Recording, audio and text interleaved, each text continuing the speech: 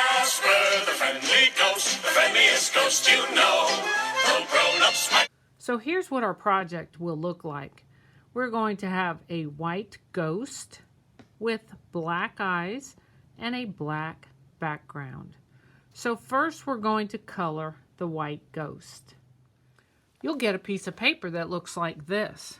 The ghost is on yellow paper, but we need to make him white. Remember, his eyes were black. So the first thing we're going to do is we're going to draw a circle around his eyes. We're coloring with oil pastels. Oil pastels are going to give us a good resist with the dark watercolor paint that we put on there. They're easier to color with than crayons. So outline around the outside of your ghost's eyes. You're almost giving him glasses, aren't you? Boy, that's silly. Our ghost has glasses. We're not going to color inside his eyes. We want those to stay dark when we paint it. So we'll keep the coloring just on the outside. Then remember, whenever we color a shape, we trace the line first to outline it. This gives us a nice line around the edge so you can see where the ghost is. Notice when I color, my crayon moves back and forth in little tiny strokes so I can control where it goes. I'm not using my whole arm to just scribble scrabble all over the paper. Little tiny strokes that move along the edge of the ghost. So the first thing we're going to do is outline him all the way around. We colored his eyes and gave him glasses.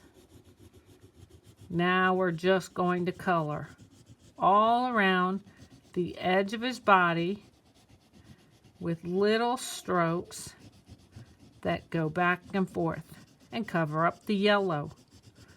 Just on the inside of his body. I'm not coloring on the outside. I want to color on the ghost all the way around. There we go. We have outlined the ghost all around his body. Now we're going to take these same little short lines and color in the inside.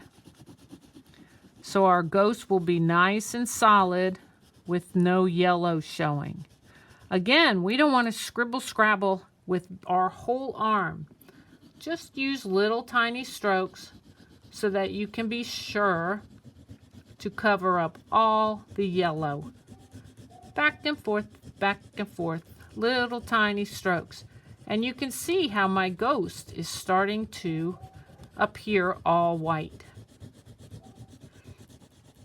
I'll give you some time to do that. There we go. How's that? Am I all finished? Oh, look, I forgot a spot. So go back and make sure his whole body is white. He has white hands. He has a white head, except his eyes. He has white thumbs, and all along the bottom he is white. So make sure he's nice and white every single place on his body. Now we're ready to do the background. All right, so now we're going to make the nighttime sky around our ghost. Here we have some paint that's mixed with water, so it'll go on easily. And we're just going to first paint in his eyes. And then we're going to paint around the outside of his body. Remember, we colored on the inside.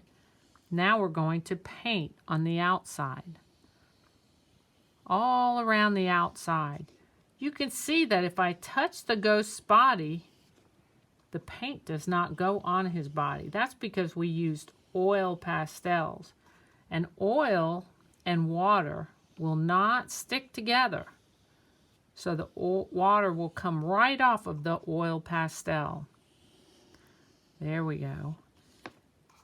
Now we're just going to continue to paint the nighttime sky all the way off the paper, all the way to the edge.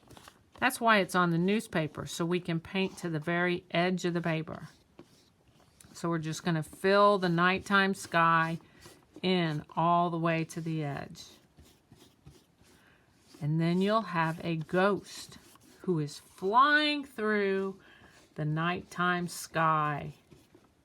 If you've colored him nice and dark, he'll really show up against the nighttime sky. So we want to use as much white as we can. And remember, don't color his eyes. There we go. So now we're going to just let him dry, and then we can take him home. Terrific job. He's Casper. This is Casper, our friendly ghost. Ready for Halloween. There we go. All right, we'll see you next week. Teachers, just so you know, if a student gets gigantic puddles of paint on top of the oil pastel, you can see how it just pools up on that oily paint. You can take a paper towel and just pat it, and it'll come right up. No big deal. All right? Especially if they colored it really good.